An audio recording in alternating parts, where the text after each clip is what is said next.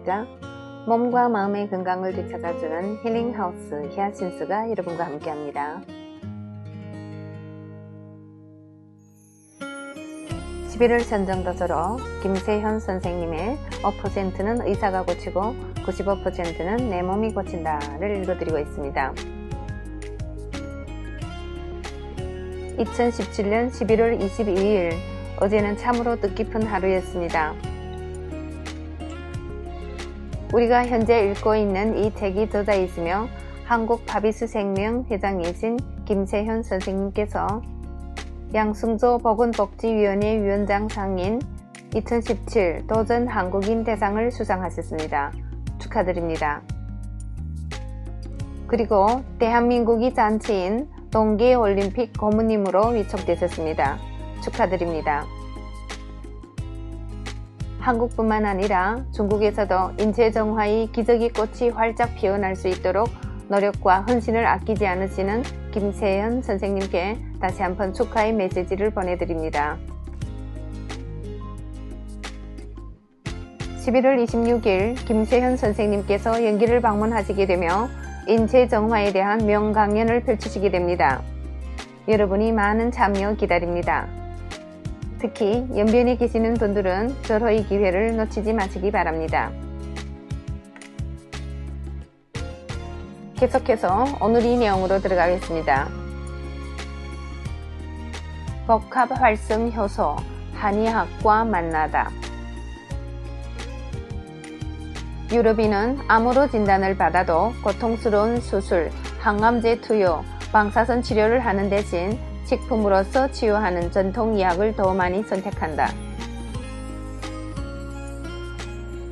통계에 의하면 전통의학에 의존하는 아이슬란드, 프랑스, 독일이 평균 수명과 기대 수명이 현대의학에 의존하는 미국보다 높은 것은 물론 건강 상태도 세계 최고 수준이라고 한다. 미국이 영향권에 있는 캐나다, 일본, 우리나라의 경우 현대의학에 의존하는 비중이 높아 암, 각기, 수술이라는 공식이 일반화되어 있다.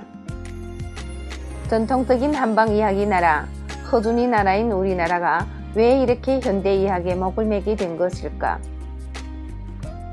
촌각을 달리하는 응급 상황의 경우 현재 현대의학에 100% 의존하고 있기 때문에 병원은 곧 생명을 살리는 곳이라는 이미지가 강하다.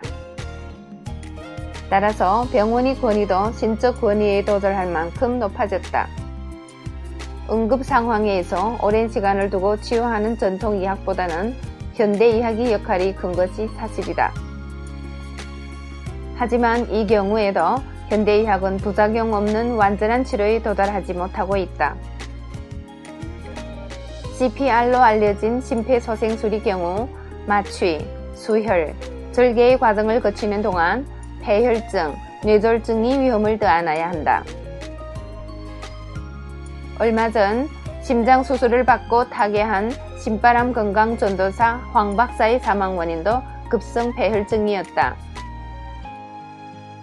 현대의학은 생명을 살리는 데 초점을 맞추기 때문에 살아있음 자체에 가장 큰 의미를 둔다. 어떤 방식으로 살아있는지, 합병증으로 인해 인공호흡기를 달고 사는지, 식물인간이 되어 숨만 쉬고 사는지 여부는 두 번째 문제다. 생명을 연장한다는 말과 인간답게 산다는 말은 결코 같은 의미가 아니다. 생명을 유지하는 것에 집착하게 되면 인간이 고통에 무심해지고 인간이 마땅히 지녀야 할 품격은 사소한 것으로 치부되기도 한다. 자존심을 다쳤다는 이유만으로 자살을 선택하는 게 인간이다. 그만큼 인격은 고귀한 것이며 인간다움은 그 무엇을 주고도 바꿀 수 없는 가치를 지닌다. 당뇨, 고혈압, 암은 삶의 질을 떨어뜨리는 주범이다. 병원에서 처방해주는 약은 환자의 생명을 연장시킬 수는 있지만 삶의 기쁨까지 주지는 않는다. 현대의학은 인체의 항상성과 재생 능력을 믿지 않기 때문에 암에 대하여 암세포를 죽이는 약을 처방한다. 항암제의 경우 암세포를 죽이기 위해 99가지 부작용을 무릅쓴다고 보면 된다. 항암제를 복용하면 구토가 나고 머리카락이 빠지고 뼈가 삭는다. 이게 암보다 더 고통스럽다. 만성질환에서 모든 증상에 대한 완화책은 작은 만족밖에 주지 못하며 때에 따라 더 큰 불행을 불러들인다. 오직 완치만이 진정한 의미를 가질 수 있다. 그렇다면 만성질환이 완전히 낫은 일은 가능한 것인가? 전통의학의 경우에는 응급 상황에 이르기 전 몸을 치유하는 데 중점을 두기 때문에 병원 25시 같은 극적인 드라마는 만들어내기 어렵다. 식품을 통한 평상시 신체 관리를 중요시하며 병이 났을 때도 한약, 침술 등 시간을 잡아먹는 번거로운 방법을 동원하여 치유에 임하게 된다. 때문에 많은 사람들이 알약 몇 알로 가볍게 증세를 호전시킬 수 있는 양약 쪽으로 몰리는 것이다. 한약이 가진 태생적인 한계도 이야기하지 않을 수 없다. 과거에는 채취를 통하여 약을 제조했기 때문에 자연이 베푸는 신비한 치료 효과를 기대할 수 있었다. 하지만 재배에 의해 약초를 생산할 수밖에 없는 지금의 현실에서 과거와 같은 약효를 기대하는 것은 무리다. 산삼과 장뇌삼, 인삼의 약효가 각각의 차이를 보이는 것도 이와 같은 이치 때문이다. 또한 과거에는 인체에 유입되는 공해물질이 적었기 때문에 치유 방법에 있어 해독에 관한 처방이 한정되어 있었다. 요즘처럼 독을 먹고 마시는 것이 일반화될 줄은 누구도 예상하지 못했다. 전통의학의 복합 활성 효소를 덧입히게 되면 이런 문제점이 상당 부분 해결된다. 인체의 놀라운 자기 치유력은 위장, 소장, 대장으로 이어지는 소화계에 3일 이상의 휴식을 줌으로써 가동된다. 하지만 현대인의 몸은 비정상적인 상태, 즉 만성 효소 부족 상태에 놓여 있기 때문에 물 단식만으로는 이러한 효과를 거두기 어렵다. 단식과 함께 발효과학을 덧입힌 복합 활성 효소를 응용하게 되면 완치율이 획기적으로 올라가게 된다. 나는 한약, 양약만으로 낫지 않던 만성질환이 인체정화 프로그램에 의해 10만 건이 넘게 치유되는 것을 경험하면서 복합 활성 효소에 굳건한 믿음을 갖게 되었다. 하지만 현행 제도 아래 건강식품이 받고 있는 각종 범죄적 제재에 걸려 광고 한 번 제대로 하지 못했다.